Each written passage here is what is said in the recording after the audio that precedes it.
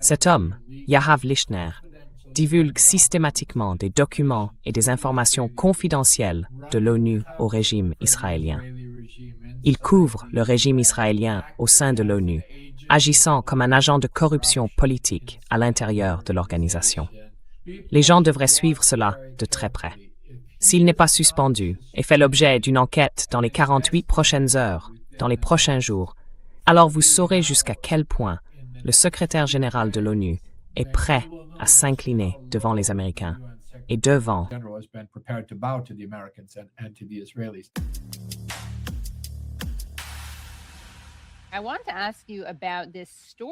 Je veux vous interroger sur cette information qui vient d'être publiée par Dropsite News. Vous allez penser que je touche une sorte de commission chaque fois que je les mentionne, mais ce n'est pas le cas. Évidemment, c'est sur Dropsite News que Jeremy Scale a interviewé Ro Khanna. Mais Dropsite News a publié cette semaine un article sur des courriels divulgués par le groupe de hackers Andala. Ces courriels provenaient de Yahav Lichtner, un responsable de l'ONU originaire d'Israël. Il montre que Lichtner a transmis à des diplomates israéliens des rapports de l'ONU, des briefings privés et d'autres documents de ce type, dont certains étaient confidentiels. L'article précise aussi que Lichtner est le directeur du bureau de l'UNICEF à Washington. En tant qu'ancien responsable de l'ONU, que pensez-vous de ces révélations?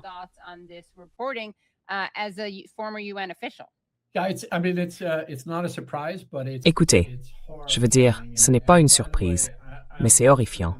Et au passage, je vais aussi faire la promo de Dropsite. S'il y a parmi vos spectateurs ou vos auditeurs des gens qui ne suivent pas encore Dropsite, ils passent vraiment à côté de quelque chose. C'est un véritable trésor. Les informations et les analyses fournies par Dropsite, vous ne les trouverez nulle part ailleurs. Il y a certains des meilleurs journalistes d'investigation, dont Murtaza Hussein, qui a réalisé cette enquête. Voilà. Vous ne trouverez pas ça ailleurs. Voilà. Évidemment, Craig exclut le Katie Halper Show du traitement d'exception qu'il réserve à Dropsite. Mais oui, je vous en prie, continuez. Cela va sans dire, je suis un ami éternel de l'émission, de The Katie Halper Show. Je ne fais pas de reportage original. Les médias indépendants, qui, vous savez, apportent un antidote aux médias corporatistes, lesquels n'ont jamais vu une guerre ou un génocide qu'ils n'aimaient pas, n'ont jamais été aussi importants. Mais Murtaza Hussein a publié cette histoire incroyable, qui révèle que cet agent israélien, et pas seulement israélien, il venait du gouvernement israélien. Il est formé comme officier du renseignement, comme le révèlent également ces documents, est parvenu à gravir les échelons de l'ONU, non pas grâce à ses propres compétences, mais grâce à des ingérences inappropriées auprès de diverses agences de l'ONU. Cet homme, Yahav Lichtner, a systématiquement transmis des documents et des informations confidentielles de l'ONU au régime israélien. Il a servi de couverture au régime israélien au sein de l'ONU. Il a agi comme un agent de corruption politique à l'intérieur de l'organisation.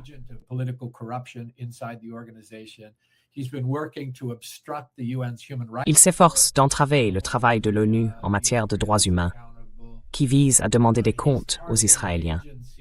Il a pris pour cible des agences comme le PNUD, la principale agence de développement, le FFNUAP, le Fonds des Nations Unies pour la population, le secrétariat de l'ONU et ses différents départements, en particulier le Haut Commissariat des Nations Unies aux droits de l'homme, où j'ai travaillé, ainsi que ses mécanismes indépendants de défense des droits humains. Il ciblait des réunions privées entre le Haut Commissaire des Nations Unies aux droits de l'homme et le gouvernement américain lors de sa visite à Washington. Il ciblait aussi des membres du personnel de l'ONU qu'il jugeait potentiellement problématiques pour le régime israélien, parce qu'ils faisaient leur travail honnêtement. Et même le secrétaire général lui-même. Donc, ce que Murtaza Hussein et Dropsite ont fait, c'est qu'ils ont obtenu tout un lot d'emails, très, pour reprendre le mot, révélateurs.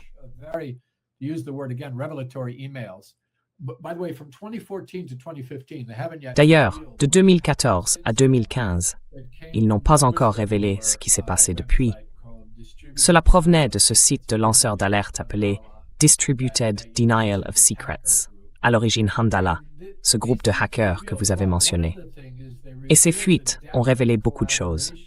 L'une d'elles, c'est l'ampleur de la collaboration entre le régime israélien et le gouvernement américain, à Washington, comme à l'ONU, à New York. Cela inclut d'ailleurs Samantha Power en particulier, et le rôle déterminant des États-Unis, d'abord pour placer Lichtner à l'ONU, le faire promouvoir et l'installer à des postes sensibles. Et puis, je pense que ce qui est encore plus troublant, c'est que cela révèle le degré inquiétant de collaboration très inappropriée de la part de responsables de l'ONU eux-mêmes, avec notamment plusieurs références à une employée bien placée, qu'ils appellent « notre amie ». Oui, J'ai mes propres soupçons sur qui cela peut être, d'après le temps que j'ai pas Hezbollah. c'est qui? Pouvez le révéler? Je ne peux pas le révéler publiquement. C'est un soupçon. Mais je peux vous dire que, pendant les années où j'étais à l'ONU, j'ai eu de nombreux affrontements avec des personnes que j'accusais de percevoir 2 pensions, l'une de l'ONU et l'autre d'un ou plusieurs gouvernements extérieurs, en raison de leur comportement au sein de l'ONU. Ce qui constitue d'ailleurs une violation des règles de l'ONU. Quand on est fonctionnaire international, la pire violation que l'on puisse commettre, c'est de travailler pour un gouvernement ou de soutenir un gouvernement en particulier, au lieu de remplir ses devoirs envers une organisation universelle. Et certaines personnes l'ont fait. Certaines, je les soupçonne très fortement.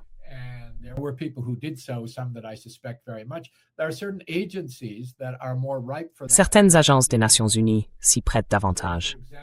Par exemple, le Programme alimentaire mondial et l'UNICEF sont dominés par les États-Unis. Les États-Unis en sont les principaux donateurs.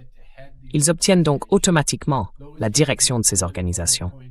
Ces dirigeants sont des nominations politiques, directement issues des administrations américaines, pour prendre leur tête. Elles fonctionnent très différemment des autres agences de l'ONU à cause de cela. Et puis, de mon point de vue, le plus dangereux de tous, c'est le département des affaires politiques de l'ONU. Il est toujours dirigé par quelqu'un issu de l'appareil de sécurité nationale américain, du département d'État ou du Conseil de sécurité nationale, le NSC. Et il fait toujours beaucoup de travail de contrôle des dégâts pour les États-Unis et par extension pour les Israéliens.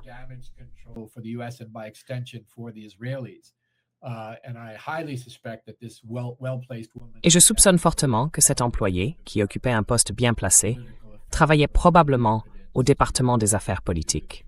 Mais je n'ai aucune preuve pour le démontrer. D'après ma propre expérience, c'est là que je les situerais. Mais il y avait aussi, vous savez, d'autres personnes non identifiées au sein de l'ONU qui fournissaient des informations à Lichtner.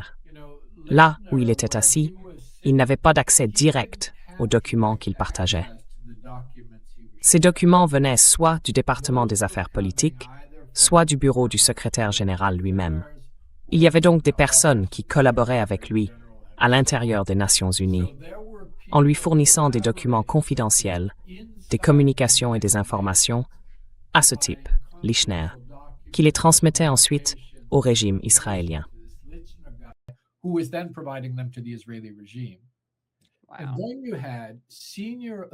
Et puis, de hauts responsables ont accepté les demandes des États-Unis et du gouvernement israélien d'agir au nom de Lichtner pour faciliter ses nominations et ses promotions à des postes de plus en plus élevés. Là encore, c'est une violation des règles. Et l'une des choses que j'ai trouvées les plus intéressantes, c'est que certains des noms mentionnés par Lichtner dans ses communications, qu'il surveillait tout particulièrement, étaient des noms comme Nikolai Mladenov. Certaines personnes connaissent peut-être le nom de Mladenov. Il s'agit de références datant de 2014-2015. Il dirige aujourd'hui l'organe de gouvernance du Conseil de la paix de Trump.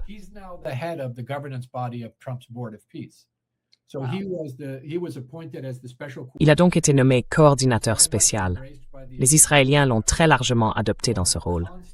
Il était une source constante d'irritation pour le camp des droits humains, en raison de sa façon de blanchir les abus israéliens lorsqu'il occupait ce poste.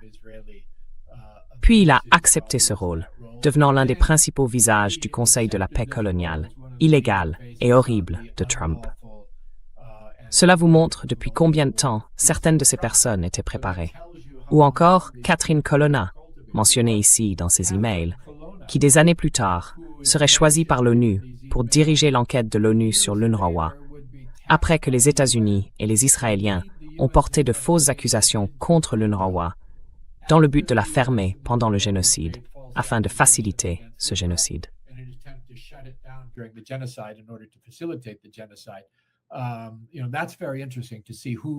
Vous savez, c'est très intéressant de voir avec qui il était en contact. Et puis, il y a ce scandale qui revient année après année et qui est mentionné ici. Le conseiller spécial du secrétaire général pour les enfants et les conflits armés publie chaque année un rapport sur les pays qui violent les droits humains des enfants dans les conflits armés. Cela établit une liste transmise au Conseil de sécurité à des fins de responsabilisation. Et chaque année, le régime israélien figurait sur cette liste, puis il en était retiré au sein du bureau du secrétaire général, avant que le rapport ne soit rendu public. Et là, on voit ce type, Lichner, agir en coulisses pour s'assurer que le régime israélien soit lui aussi rayé de cette liste. Waouh! Et cela concerne surtout les droits humains.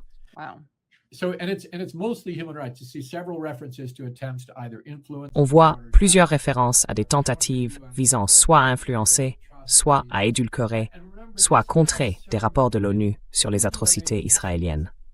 Et n'oubliez pas, cet homme a travaillé dans 2 agences de l'ONU et il dirige actuellement le bureau de l'UNICEF à Washington, D.C., la principale agence chargée des droits des enfants. Il dirige leur bureau de Washington, D.C., après tout cela. Et je pense que les gens devraient suivre cela de très près. S'il n'est pas suspendu et soumis à une enquête dans les 48 prochaines heures, dans les prochains jours, alors vous saurez jusqu'où le secrétaire général de l'ONU a été prêt à s'incliner devant les Américains et les Israéliens. Et il sera alors intéressant de voir ce que fera l'administration Trump après cela.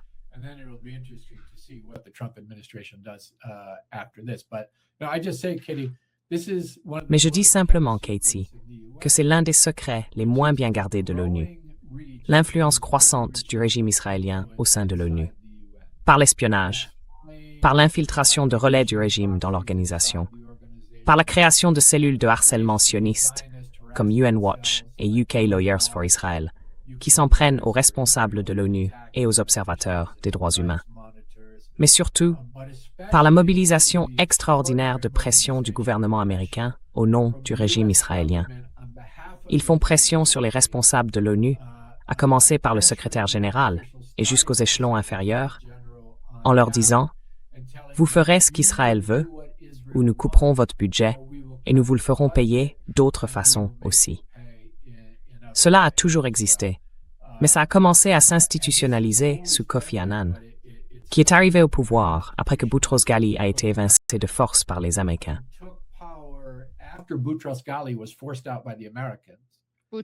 Boutros Ghali, pour citer Ali G, qui est malheureusement interprété par Sacha Baron Cohen, un sioniste. Mais enfin, pardon, continuez.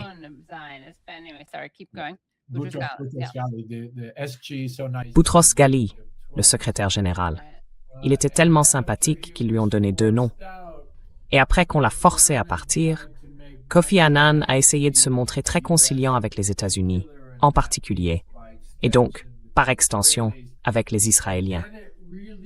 Mais cela a vraiment atteint son apogée pendant le mandat de Ban Ki-moon comme secrétaire général. Il était exceptionnellement proche du gouvernement américain, très déférent envers les États-Unis, surtout concernant Israël. Il a pris cet engagement et a commencé à nommer des Israéliens partout dans l'organisation.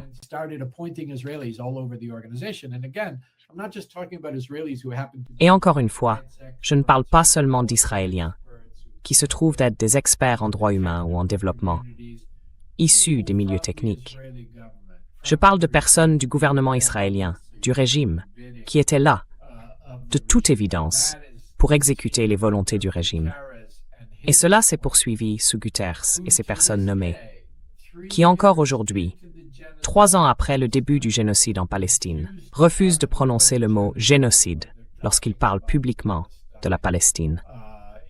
C'est encore plus vrai dans les agences dominées par les États-Unis, comme l'UNICEF, le Programme alimentaire mondial et le département des affaires politiques, qui est toujours dirigé par des responsables du gouvernement américain.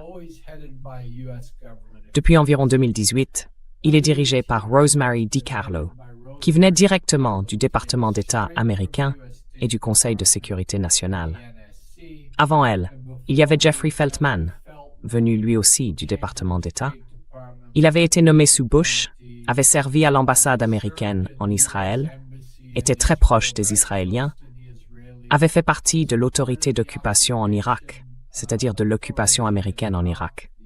Il avait été secrétaire d'État adjoint pour le Moyen-Orient, exécutant les volontés d'Israël dans l'évêque américaine.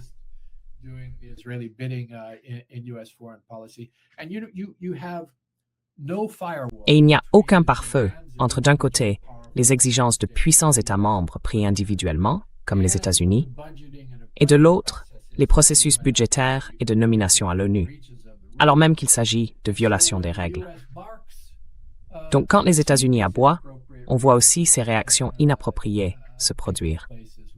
C'est donc une révélation formidable de Murtaza Hussein et de Dropsite News. Ce n'est que la partie émergée de l'iceberg. C'est un aperçu d'une période, de 2014 à 2015, qui n'a fait qu'empirer. Je peux vous le dire d'après ma propre expérience. J'ai assisté à beaucoup des réunions mentionnées dans ces révélations. J'ai assisté aux réunions de l'équipe de direction du secrétaire général.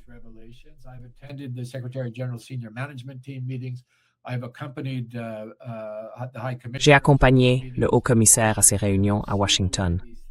J'ai vu comment ces choses fonctionnent et j'ai vu les ingérences qui se produisent. Et je peux vous dire que cela n'a fait qu'empirer depuis. Il est vraiment important que tout cela soit révélé afin que cela puisse être écarté et cesse de corrompre l'organisation. Et je terminerai simplement en disant, regardez ce qu'ils font à la Cour pénale internationale. Des efforts similaires sont déployés aux Nations Unies et dans toutes les institutions internationales qui pourraient représenter une forme de contrainte face à la puissance brute de l'axe États-Unis-Israël dans sa campagne actuelle contre le droit international et les droits humains partout dans le monde.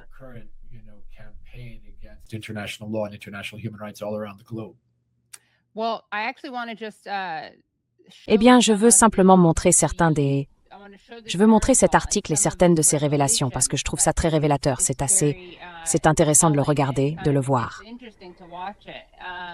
D'accord, le voici. Réservé à vos yeux, la taupe d'Israël au sein des Nations Unies. Des emails piratés montrent que Yahav Lichner, un responsable de l'ONU, a fourni à plusieurs reprises à des diplomates israéliens des rapports confidentiels de l'ONU et des briefings privés. Il dirige aujourd'hui le bureau de l'UNICEF à Washington. Et voici quelques-uns des emails divulgués, traduits. Alors, en voici un. Malheureusement, ça ne me permet pas de zoomer beaucoup plus. D'accord. C'est drôle, je dois dézoomer pour zoomer.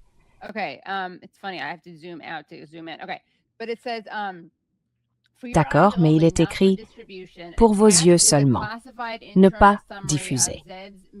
Vous trouverez ci-joint un résumé interne classifié des réunions de Zaid à Washington. Voyez qui il y a rencontré, au-delà de Rice et Mahmoud. Il a aussi rencontré des membres du Congrès, dont notre ami Graham, paix à son âme, ainsi que des organisations juives. L'un de ses constats à l'issue de cette visite, c'est que ces financements américains, ceux du Congrès, sont menacés à cause de la commission d'enquête sur Gaza. Il essaye donc de limiter les dégâts et de prendre ses distances avec le rapport. Vous trouverez ci-dessous des extraits de son résumé. Alors, que savons-nous de la commission d'enquête sur Gaza?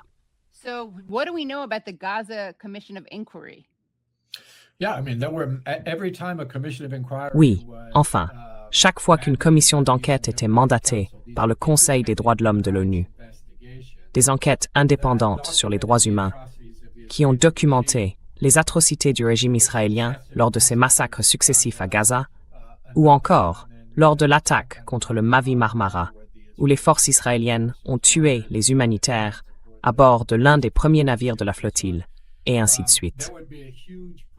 Il y avait une énorme riposte de la part du gouvernement américain, du régime israélien, de ces groupes relais pro-israéliens, et ainsi de suite. Et la manière dont les États-Unis s'y prenaient, c'était de menacer directement le financement de l'organisation et les personnes qui étaient à sa tête. Ils menaçaient donc les hauts commissaires, les secrétaires généraux, peu importe, avec toutes sortes de moyens de pression dont ils disposent.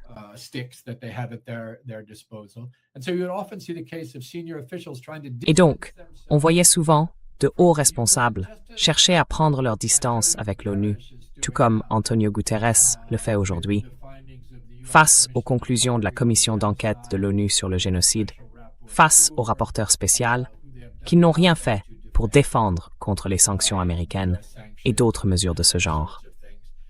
Ces nommés politiques pensent pouvoir s'en laver les mains et d'une certaine manière se faire bien voir des Américains et des Israéliens en, vous savez, baissant le ton sur les atrocités israéliennes.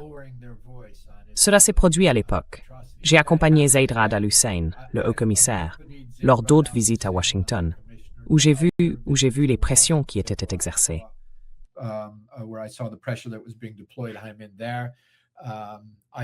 J'ai vu des secrétaires généraux successifs essayer de minimiser, enfin vous savez, certaines initiatives. Par exemple, il existe une base de données annuelle qui recense les entreprises faisant illégalement des affaires dans les territoires occupés et soutenant l'occupation illégale de la Palestine. Cette base de données sur ces entreprises a été mandatée par les États membres eux-mêmes au sein du Conseil des droits de l'homme. Et à la demande des Américains et des Israéliens, cette base de données, qui est censée être publiée par le haut-commissaire aux droits de l'homme au sein du bureau où je travaillais auparavant, a été volontairement retardée pendant des années. Ils ont assuré à des organisations sionistes qu'ils en retardaient la publication.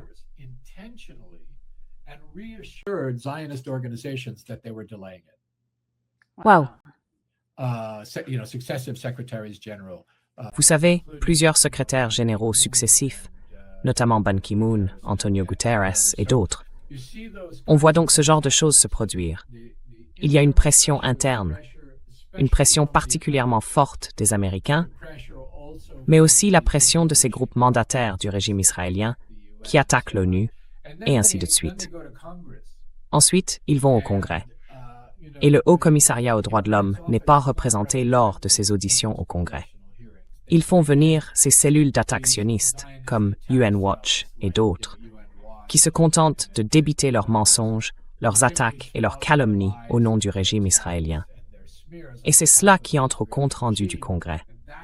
Cela alimente ensuite les décisions budgétaires concernant les financements américains pour divers programmes et organisations, et ainsi de suite.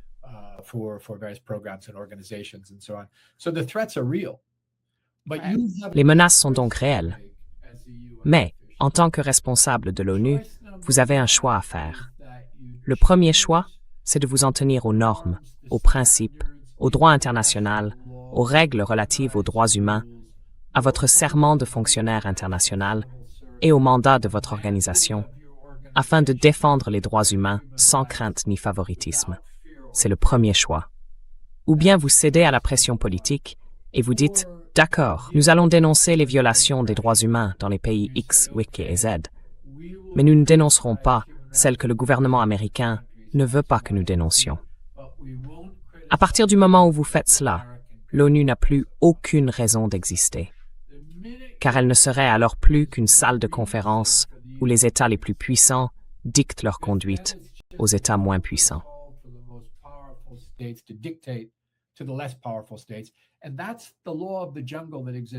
Et c'est ça, la loi de la jungle, qui existe en dehors de l'ONU. L'ONU était censée mettre en place un système de droit international, de diplomatie internationale, qui permette d'atténuer la loi de la jungle. Si l'ONU elle-même est une extension de l'Empire américain, une extension de la loi de la jungle, alors elle n'a aucune raison d'exister.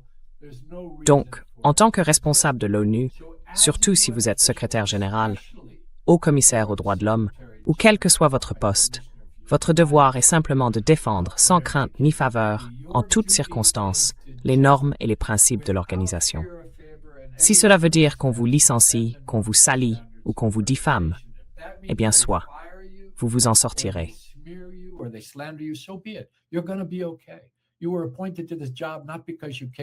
Vous avez été nommé à ce poste, non pas parce que vous veniez travailler dans un garage, quelque part. Vous êtes une personne privilégiée. Vous vous en sortirez très bien. Mais votre héritage, lui, ne s'en sortira pas bien si vous faites ce genre de choses. Et ils savent que ça marche. C'est pour ça qu'ils le font. Et ils le font en plaçant leur propre personne à l'intérieur. Vous savez, l'une des révélations de ce rapport, simplement mentionnée dans l'un des documents, c'était qu'une personne allait être nommée à un poste. Et ils se sont mobilisés contre cela. Donc vous savez, ils agissent de l'intérieur, mais aussi de l'extérieur, en brandissant ces menaces.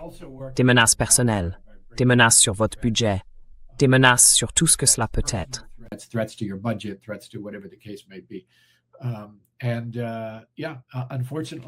Et oui, malheureusement, toutes les personnes nommées à des postes de haut niveau n'avaient pas le courage ni les principes nécessaires pour exercer les fonctions auxquelles elles avaient été nommées. Et ce n'est pas une erreur. Il y a maintenant une campagne pour élire un nouveau secrétaire général. Vous pouvez être absolument certain que le candidat qui aura le plus de chances de l'emporter sera celui dont les Américains, les Israéliens, les Britanniques, les Français, les membres permanents du Conseil de sécurité et d'autres auront le moins peur. Celui qui sera le plus susceptible de faire ce qu'il lui demande, de louvoyer entre les puissances, comme Antonio Guterres l'a fait, et de ne rien faire qui puisse les offenser. Et je répète toujours cette phrase des Américains chaque fois qu'approche une élection.